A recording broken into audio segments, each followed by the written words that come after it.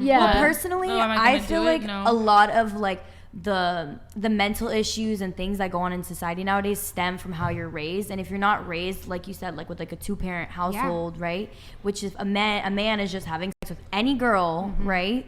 And then coming in 10 girls or whatever, getting them pregnant and not being there for them and not being a good dad. Those kids are going to grow up without a dad or even without a mom. It's of course horrible. that happens, but it's mainly the man that The walks breakdown away. of the nuclear family has been one of the worst things for America. Yeah. Which is why men should But wear also, condoms. I think it's, Men should what? Wear condoms. I feel like a lot of men don't wear condoms. Yeah, and that's because how of the many abortion times have industrial you guys complex. literally like been Stop. Donated Hold on. $200. Okay, sorry. Men being promiscuous is one of the few double standards we get.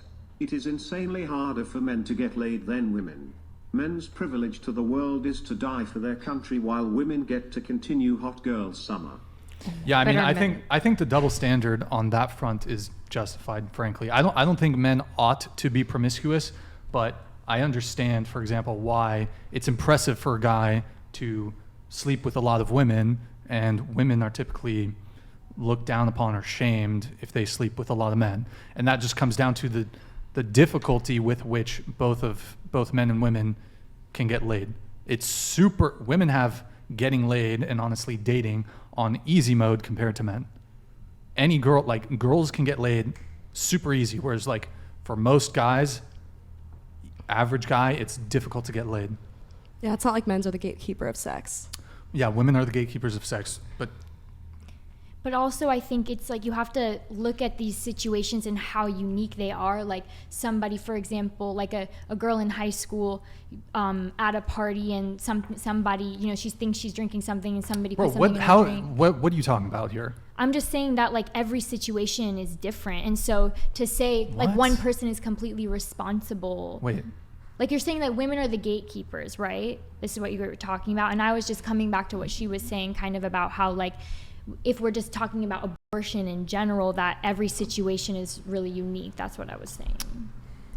okay, but we can come back to the abortion thing, but what I'm talking about here is the double standard between men and women when it comes to the ease with which both of the sexes can get laid. But that shouldn't be the goal, to just get laid. That's where the whole culture is it's wrong. Yeah. problem. It should be to find the person that you love and Sure. and build a relationship with. Yeah, but I don't think like the cat is out of the bag.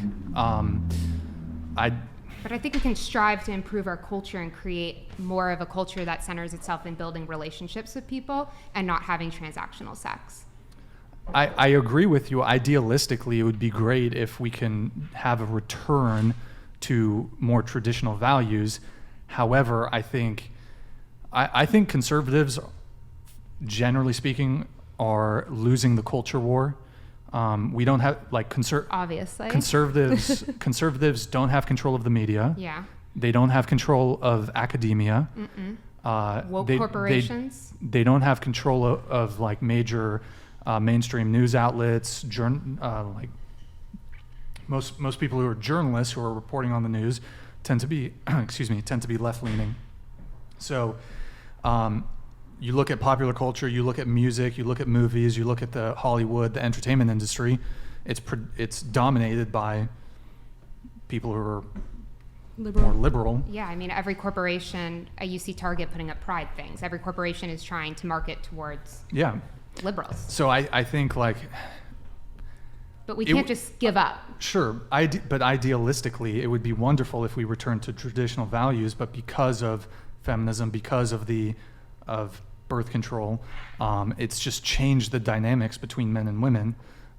So I mean, that's I don't why think we're going to unwind. So it's like we now have to adapt to the new rule set. I don't think that we should do that at all. I think, like, for example, I run a women's culture and fashion magazine, and our whole job is that we're bringing conservative and Christian values into the mainstream and, you know, talking to women about that there are other choices outside of this, like, radical feminism that will make your life happier. And I think as conservatives, older conservatives made the mistake of letting the culture just go so far left and, you know, Sure. giving away everything. And I think you're now seeing an uprising of people who are fighting back. I mean, like, look at the Bud Light situation. There That's are true. points that now we're finally putting on the board, and we can't just like throw in the towel and be like, you know, I have a daughter and I want to create a better world for her. Mm-hmm. And so I think it's like my duty before I leave the planet to create a better world, not just Sure. throw in the towel. No, and I agree with you there. It is, I suppose, a bit idealistic insofar as, and especially related to his super chat where he's talking about why the double standard is justified. So in a society where hookup culture is the norm, where people are sleeping with multiple people, where people are just hooking up, and if we're going to have a conversation of, well, it's unfair for men to be praised for sleeping with a lot of women, whereas women are shamed for sleeping with a lot of men. Well, first off, the world is unfair. Yeah. Society is unfair. There's plenty of double standards that benefit women that don't benefit men. So this is one of the very few double standards that benefits men when it comes to intersexual dynamics. So yeah. But I don't think that also like men who are kind of that like, oh, I'm sleeping around, then they can't expect the woman that they marry. And I think a lot of men want a woman that hasn't been sleeping around. And I think that's like a common thing that men want. But then men shouldn't be partaking in that culture as well. Exactly. It's Oh, like, so are you talking about a guy who has, for example, a high body count? Yeah.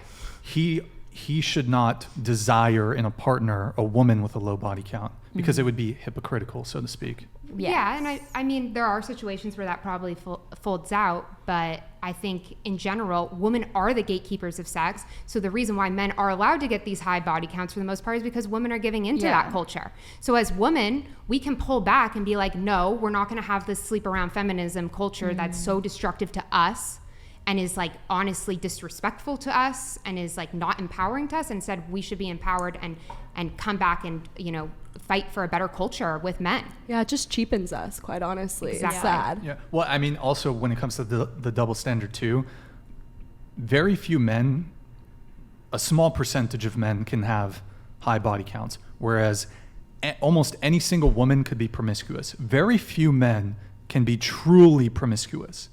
So, I mean, there's another double standard there. Women have the capability of being, more women have the option of being promiscuous than do men. You look at an average guy, he can't be promiscuous. Can't pull every night. Any girl can be promiscuous. I mean, with dating apps nowadays, there's somebody out there that's gonna. No, do but it. that not with what he just said. If Not women are average only dudes. swiping on 10% Yeah. of the dating pool, then I think it's going to be pretty hard. You might. But I think there's always somebody or a woman that may say yes to them, or they could even pay for it, or Most- like, you know what I mean. But They rarely can get ever, it somehow. But like, women aren't paying rarely for and it. they're but, gonna try to get it. Most average men, they're not going on dates. Like, they're not easily able to secure dates. They're not easily able to secure the I don't ability know about to easy, sleep but with. they still can. Like, I don't think they're like not at all. Bro, I A think lot of there's a lot guys- of women that want to be in relationships and maybe they don't have the confidence, or they're maybe going for women that are not in their league.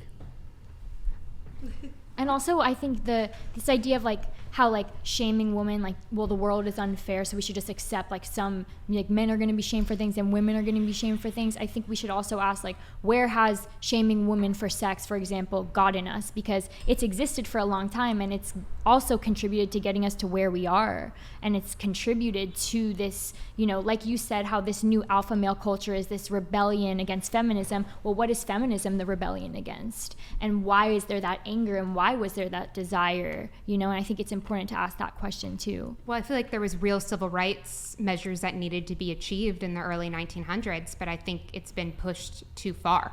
And I think it was a movement that spiraled and picked up very bad values along the way that they've peddled to women, as I've explained earlier in the podcast, that have been very detrimental to women. And, you know, I also wanted to go off of, like, if you're a guy and you, or a girl, and you like having sex, there's something to be said about getting in a relationship where you're committed to each other and you love each other. You'll have way more sex than sleeping around, and better. Yeah, obviously. Yeah, I don't know why. Yeah. I don't know why people don't know that. I think just pain, you know, like the sexual revolution promotes like promiscuity. Promiscuity promotes heartbreak because people get sensitive when you share your body with someone, and then, you know, it just becomes a habit, and it's all over TV, it's all over market media. It's like, oh, how many bitches did you get with, bruh? Like, I think feminism has contributed to how toxic and horrible our dating culture is, and it's a real problem. Really? Yes. what about? Absolutely. You think hold it's on just a second.